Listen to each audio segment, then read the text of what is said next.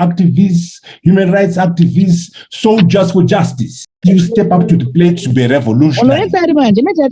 You surrender your life to the people. You surrender your life to the struggle. You surrender your life to service. Once you are revolutionary, you don't have a life. Your life belongs to the people. Dewa was very clear about that. Of course, we must take care of our health, must try as much as we can to eat well, to exercise, and so on, because health is the most important asset we have. But once you step up the plate to be a soldier for justice, you must always remember the ultimate sacrifice that might be necessary for you to make a difference. Education and hard work. We don't want activists who are uneducated, who don't love school. Dewa was a passionate pursuant of education, from Kwenda Mission to the law school to Essex, where he did his master's. The job of an activist requires skills, requires education, requires hard work. We must embrace education. We must work hard as activists. Those are the values we are getting from Dewa. He was educating his siblings. He was educating people in his village. Education is a big equalizer. Education is a weapon in the struggle. Dewa was very clear on that subject. The last one, the last lesson, is about the ability to disagree without being disagreeable. We must make sure in the NGO communities, in the opposition parties, in SADC, in Africa, in the global south, we have the ability to disagree without being disagreeable. Don't use the language of oppressive regimes. Don't use the language of the oppressors. We have people in the opposition and the civil society describing others as sellouts, others as matakutako. Shame on us. Dewa never used that language to describe people he disagreed with. Yes, you can disagree. Yes, you can go your separate ways. Don't use the language of repressive regimes. When a repressive, number one, they're trying to delegitimize that person or that organization. Delegitimization is the purpose of the language of the oppressor. Second point, when you call someone a sellout, you are saying they must be killed. For those who remember the war, sellouts, Batengesi, were killed. Those who are fighting for change, those in civic society, those in the opposition must not use the language of oppressive regimes, because that language is a language of violence. Let us disagree without being disagreeable. That is the message. That is the language. That is the persona that was exhibited by Dewa. Let us learn a civic society in Zimbabwe, in SADC, in Africa, in the global south. As we disagree, as we find our differences, as we cherish our diversity, we must never stoop that low to using the language of the oppressor, to use the language of the repressive regime. That is Dewa personified. Never ever did we ever hear Dewa refer to his opponents, his rivals, as sellouts, as Bazakaku. That language belongs to the enemy. That language belongs to the opposition to good governance. So in summary, I'm saying to us, understand the meaning of the values that Dewa has given us. Can we try to walk the talk of those values? Self-sacrifice, self-selection, leadership is a decision, hard work, education, disagree without being disagreeable. Now today, what we say, go well, son of the soil. Go well, soldier of justice. Pako wakasakura ukazunza. Our job now is to take up the fight from where you left it. The struggle continues unabated. Fiona Nemhuri, Simbai, be strong. Maiva Dewa, Nehamaza Dewa, be strong. Tiripo, Vanu, Vakagadzirwa, Vakapuwa, Dzidziso, na Dewa, and we'll be able to support you. Thank you very much for this opportunity. The struggle continues. Thank you very much, Professor Mtambara, former Deputy Prime Minister of Zimbabwe. You have put it so well. He was a soldier for justice. And I remember in our conversations, we used to say that if you're a soldier for justice, you have to be prepared to be in three places: hospital, prison, or in the grave. When you said the ultimate prize of fighting for freedom is death, it did indeed remind me of our conversations with Comrade Dewa. And I see that our time is moving, but I'll use my discretion to give at least 12 more minutes. And for now, Professor Mtambara, the family is thanking you so much for emphasizing the fact that Dewa would disagree without being disagreeable. He would never call people names. And your lessons we have recorded, and I think there will be a video clip on that should circulate. I'm saying this to the Crisis Coalition. I see a lot of people here in the house, and I'll try to give them 2 minutes each. I've seen that there is Dr. Ibo Mandaza. Dr. Ibo Mandaza, I'll give you 2 minutes, but I'll not come immediately after you. When you hear me say thank you, it's a polite way to say stop. And then I'm trying to be as polite as Dewa was, but people who know who Pilan Zamjia is, I would have chosen another way to stop you. I've seen Dr. Ibo Mandaza, I will say thank you.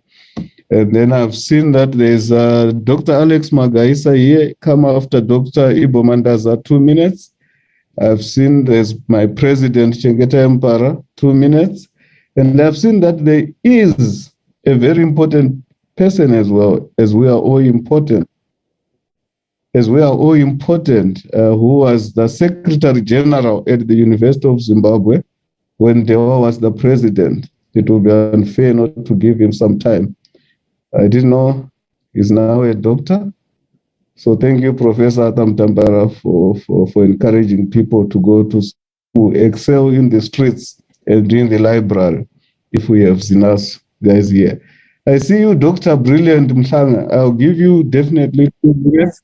So in that order, 2 minutes, I'll give Dr. Ibo 2 minutes. Just after 2 minutes, then we have Dr. Alex Magaisa. After those 2 minutes, we have Dr. Brilliant Mhlanga. And I've also seen an unlikely character here.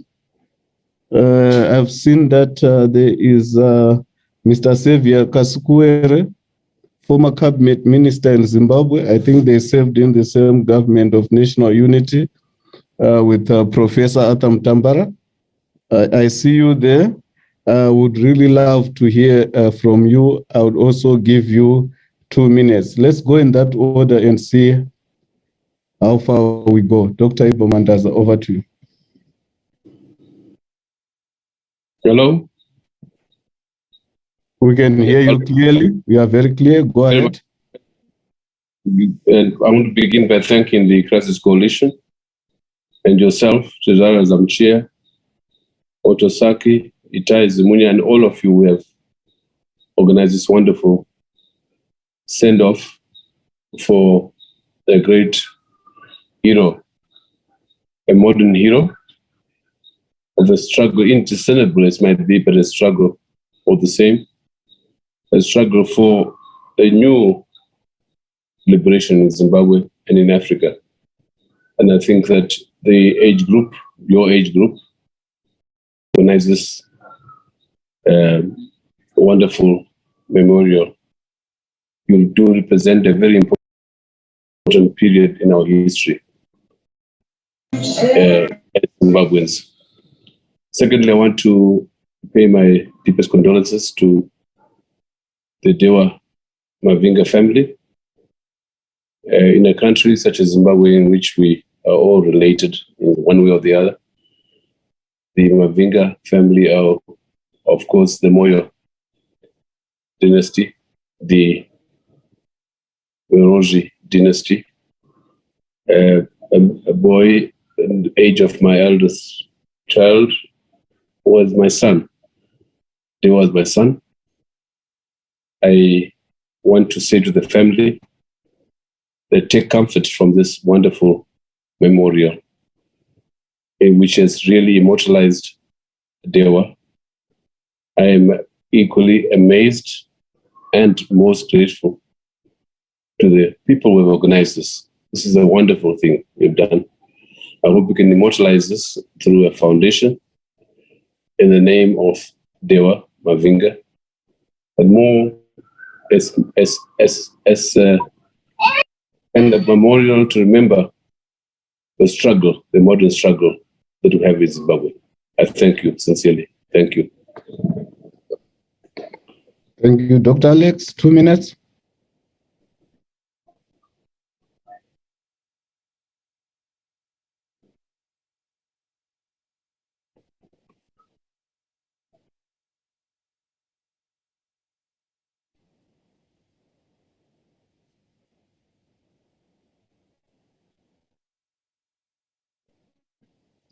Alex?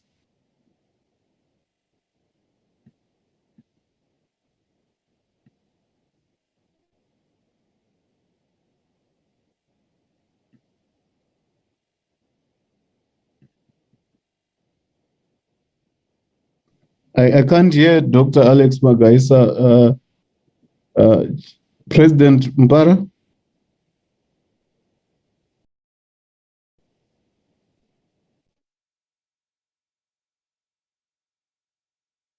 So I turned myself off instead of muting myself. I don't know whether people can hear me now. I can hear you. Go ahead. Just 2 minutes, President. We are about to close. Yes, thank you very much, Pilani, Otto, and other people who are working very hard in the background to facilitate this coming together to remember a comrade and dear brother. I can tell you now, I'm still at loss. I am one of those people who have not fully accepted that Dewa is normal. I remember I met him when I went to the University of Zimbabwe in 1998, 1999. I think he was president of the SRC then.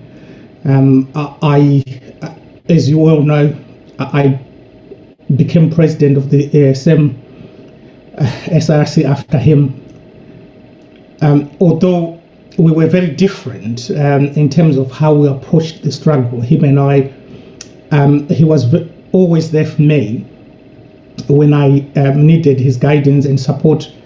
When I was in Zimbabwe, when things went south for me personally, as most of you know, I found myself in the UK around 2000, and when I was trying to rebuild my life and career, he was there for me again, because at that time he was he was studying in London and working at the Human Rights Organization in London. I was struggling to find connections in the legal industry or in the human rights field, which is where I wanted to go. Dewa kindly allowed me to volunteer and become an intern at the Zimbabwe Human Rights Organization when he was there. That significantly improved my CV, and that set me on the route to establish a legal career for myself. When he left the UK to do other things abroad, we always remained in touch. I'm not going to claim here that Dewa and I were very close. We were colleagues. We were not close on that personal basis, but he was always very supportive and there to help when needed. Thank you, President. I have seen him in London a few more times, and each time it was always encouraging to see him catch up, and I'm very sorry for his children and his family. I don't talk about my personal life very much, but I lost my father when I was very young, and I just wish and hope for those children that they can still, they will have to grieve, and they will have to be very strong. I know what it feels to lose a father when you are very young. So, look, it's very difficult for me, as it is difficult for every one of you. But such is life. It's very sad.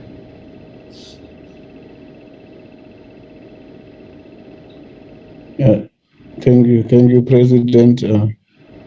Next.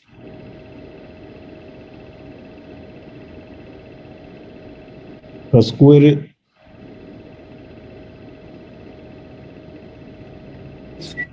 Thank you very much, Dr. Zamshia, the family, Mainini, Fiona, Mbuya, Amai, Maedu, colleagues, ladies and gentlemen, allow me, like my brother said, surprise inclusion to speak about my brother, Dewa Mavhinga. Many times we sit in different sides of any challenge in society, but you can only understand the other side when you yourself become a victim. When the Zimbabwean situation happened, the coup of 2017, and left the country, the first number to dial that became very important was of my brother Dewa Mavhinga. I say so because many times we don't understand, we don't appreciate, we are quick to label each other and ignore some of the courageous citizens like Dewa Mavhinga, what they stand for, what they will contribute to society, and indeed to the betterment of some of our citizens. It's a very difficult moment when I got the news that Dewa had passed on. I could not believe it. I tried to call around to check, and indeed confirmations came that our brother had passed on. Lessons learned from Dewa Mavhinga. Dewa was there for all of us. I know many of my colleagues who left the country in 2017, the go-to place was Dewa's office. He was humble, ready, fair, and prepared to listen. When I left South Africa, going back to Zim for a very brief period, I needed somebody to discuss the strategy of going back with. It was none other than Dewa Mavhinga. We spent numerous hours talking, discussing, and he gave me the assurance. And not only the assurance, he said to me, brother, let's go together. When I boarded the plane at the Oliver Tambo Airport, I had with me Dewa Mavhinga. He took pictures of me and my wife as we went and arrived in Harare. At the airport, there was Professor Maduku, and Dewa was with us throughout the ordeal. I know that it's not easy. When we don't understand each other, we tend to put ourselves in cages. Colleagues, Dewa's demise is an opportunity for us to rethink, is this conflict necessary? Is this kind of situation necessary? For how long will we continue as Zimbabweans? In the memory of Dewa Mavhinga, the time has come for us as citizens to chew the cud. Let's sit back and think, are we doing the right thing? Why should we continue to victimize each other? Why should we continue to injure each other? Why do we have to do what we do to each other? There is no need for any society to have an organization called a crisis if there's no crisis. I want once again to say, Dewa, Famba Zvakanaka Murozi, we thank you very much for what you stood for. I thank you. No, thank you, thank you, thank you. When you believe in a principle and not a principle, you go beyond political parties. It's not about being ZANU-PF, MDC, ZANU-Ndonga, NCA. Each and every member of that political party, they deserve to enjoy the full menu of human rights, as Desmond Tutu once said, as Dewa stood for. And right now, I would really need to close in a few minutes. I can't see Dr. Alex Magaisa anymore, but we have heard too many hoarse voices. And I think, can we also hear if my sister Blessing Gorejena is here? I think they worked together at NGO Forum. And she's also formerly with ICJ. My sister, if you can quickly, 2 minutes before I close. Thank you so much, Dr. Zamchia. I relate and I share with most of the sentiments that colleagues have shared on this platform. It's really difficult for us. My sincere condolences to Sis Fiona, the kids, mom, and the entire Dewa and Munatsi family. I've had the opportunity to work with my little sister, Patricia Munatsi. I hope she's also on the platform as well. My sincere condolences, dear sis. It's really such a difficult time for all of us. Dewa was such an amazing individual. He touched a lot of us, and his love for women leadership is outstanding. He assisted me on a very personal note on a number of occasions, and I have beautiful memories of Dewa in terms of the work that we have been doing. We have traveled a lot in our advocacy work.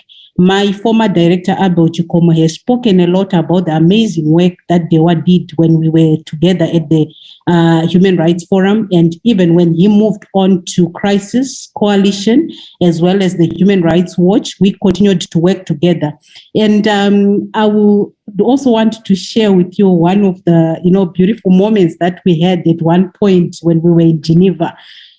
We had traveled there for an advocacy mission, and Dewa was part of the team.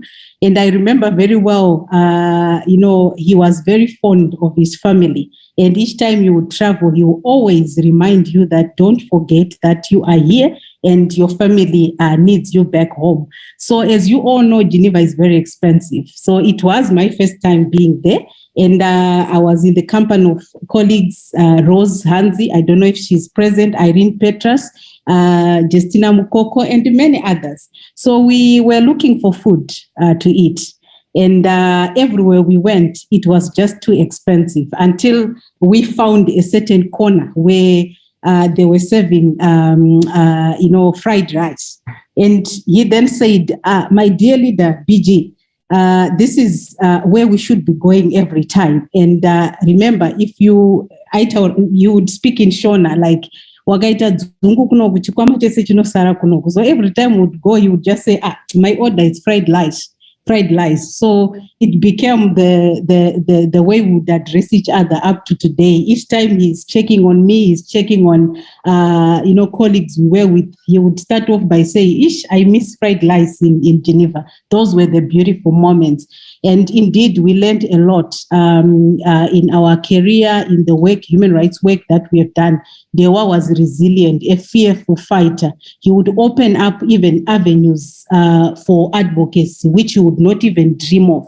each time you go on an advocacy mission with Dewa, you would not rest. You will make sure that, the itinerary is pegged. And for real, by the time you catch the next plane back home, you have this sense of satisfaction that we have done, our best. And I would say, go well, my leader. It's really hard. We are heartbroken, but we know that God has a purpose and a reason. Thank you for all the lessons you left for us. Your legacy lives on, and indeed will continue with the struggle. Will not stood for that which you were fighting for. And I hope that one day Gamo and the rest of the kids will also enjoy, the fruit of your sweat, and they will attest that they lived a giant, they lived a great man who really fought for the downtrodden in our society. Rest well, my brother. Thank you so much, Dr. Pilani Zamchia. Thank you so much. Thank you so much, Blessing. Thank you, everyone who has managed to attend. I see there are a lot of people here who have managed to attend. Some to say more on Tuesday. It's just also another program on Thursday already approved by the family. Thank you, Mjozi Mtanduri. Thank you. Thank you, Otosaki. Thank you, Mjozi. I've seen that there are a lot of people here. Gladys Pachwayo, I can see you from here. I met you yesterday. You just broke down. You couldn't say anything. I saw you crying. But there's always another time to talk. Sostina, Obey Story, Jacob, Tamuka Chirimamboa, my brother. Ivis, I see you. Mkoma Isaac, Bere Musavengana, Esnat Kadzomba, and all the people here. So we can keep celebrating and mourning Tuesday and Thursday. But I think maybe just in 2 minutes also to hear from people who were on the other side when Dewa was fighting for what he believed in. I see that Professor Jonathan Moyo, you are here. What's your reflection about this man in 2 minutes? I hadn't realized you are in. I'm getting messages.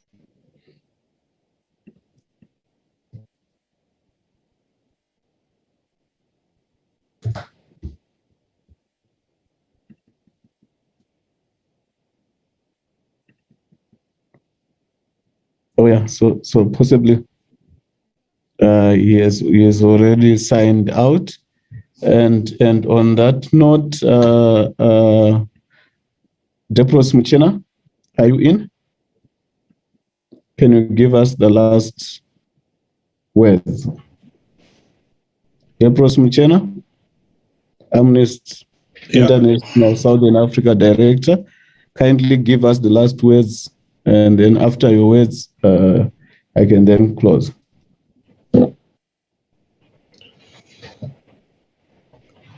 Okay, thank you very much, Dr. Zamchia. I was not expecting to speak. I mean, I was here to accompany what we are doing this evening.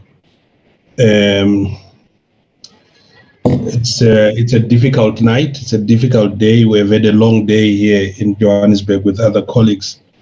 But at the same time, we must do the job that needs to be done. So first, sincere condolences to Mining Fiona, Nevana Wadewa, Nana Mai Varpano, Nana Mbuya Varpano, Nevangu Varikure Vasatwa Vapano. I know this is part of Frankfurt on a way to Zim. Saga Tunova Wisa Wamberi Pamwari, Nepamberi Pechita Chese, Kutawari Mashoko Mashoma. What we have seen tonight, from what we have heard from different colleagues who have spoken, including what Honorable Kasukwere said there, and others, I know Dr. Simba Makoni is around, and many other people around, is an indication that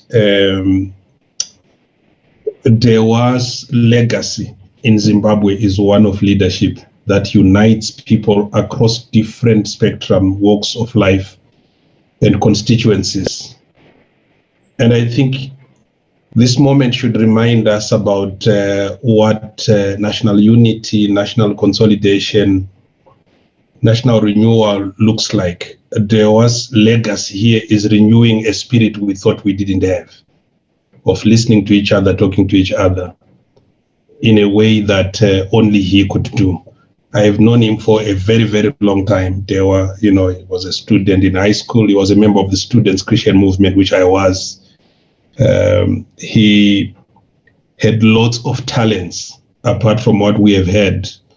In June 2010, he came to my house in Joburg and demanded that we go to the World Cup to watch the game between Spain and Honduras. And, we had moments there, and I said, now it's evening, but we're on a shade to, I'm not going to jacket, because I will have one of your jackets. Nobody are well endowed physically. You will not fit any of my jackets. That would be my problem, not yours. He had a way of speaking with lots of humor and was a man of many talents. We have been given that testimony. Leadership at Dewa is the greatest legacy that he leaves us. And leadership is what happens when you are not there. A good leader is one who sets the tone and the impact of what needs to be done and leaves. The rest of us who remain exercise the spirit of leadership. So the challenge for us is to show this leadership that Dewa has given to us and has left with us. The second impact here at Dewa, the empathy. I think everybody has spoken about empathy, solidarity, and his heart. He did things from the heart, much less from the head. When he was working, he used his head. But most of the time, his actions were driven by his heart. How many of us are able to show the solidarity and empathy that have been spoken about this evening? The third issue, I think, to borrow from what Atham Tambara said, former Deputy Prime Minister, the education he received, both formal and informal, provided him with security internally in his mind, in his spirit, and in his doing.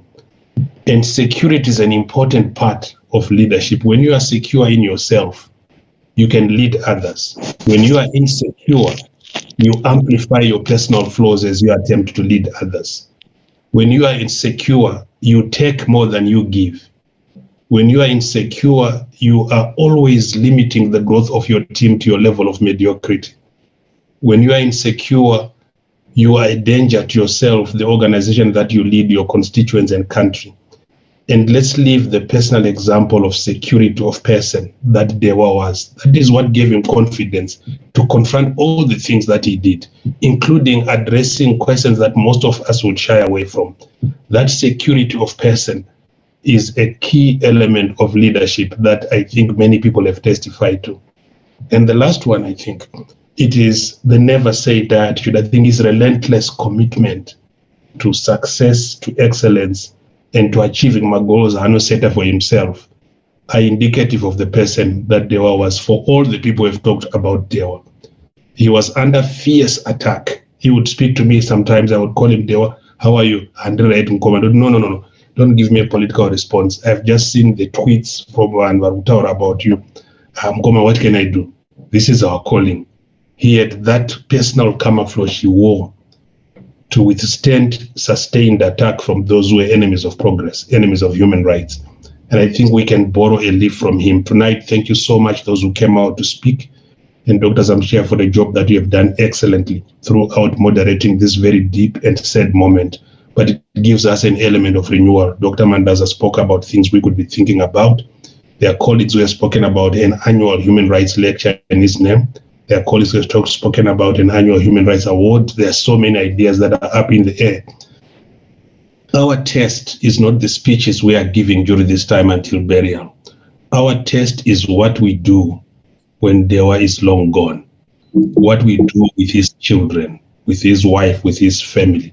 Are we able to turn this rhetoric into sustained active solidarity when the hour of need arrives? And this is long when the cameras are gone, when everybody is asleep. Can we show the legacy of empathy, of leadership, and of commitment to what Dewa stood for? Thank you very much. Thank you very much, Mkoma Debros. Thank you very much. Let me just say that I will not repeat for the sake of time, but you've mentioned an important point. I also got a message from Dr. Webster Zambara, who said that he wants to initiate the Dewa Mavhinga annual human rights lecture. I hope we'll be able to support and sustain this.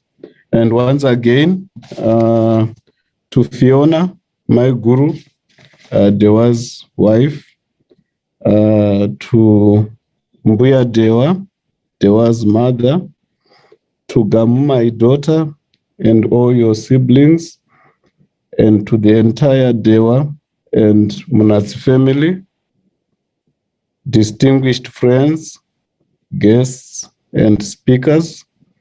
It was really an honor to have you tonight to both celebrate and mourn a life of a gentle giant unmatched in his struggle for fighting for equality. Thank you so much. I'm getting so emotional. We can call it a night. Let's meet on Tuesday. And on Tuesday, I want to assure the young people who are here, we haven't been given enough time because Dewa was also about leadership, renewal, supporting the new generation. That Tuesday will definitely, as a commit, working together with Otosaki, Munjozi, and Crisis Coalition, amongst others, devote more time to the young people from Zinasu Students Christian Movement in Zimbabwe, young boys, young women who will be carrying the struggle forward. You know what? I last spoke to Dewa on the 1st of December, on Friday, and he died on the 4th of December. And his last words to me were said at 12:43 hours. He said, "Thank you, Prez." And I want to end on that note. Thank you all. Good night.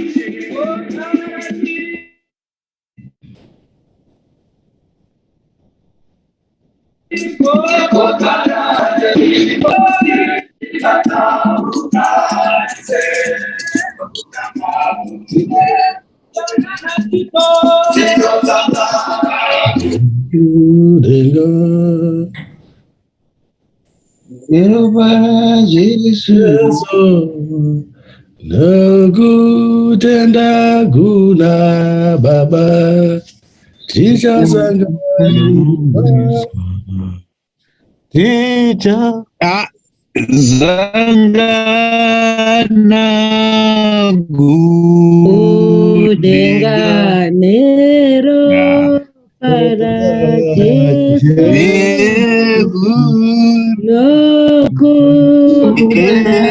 kuna ishetija sanga ayo para basopo ispa maita basa. Thank you very much.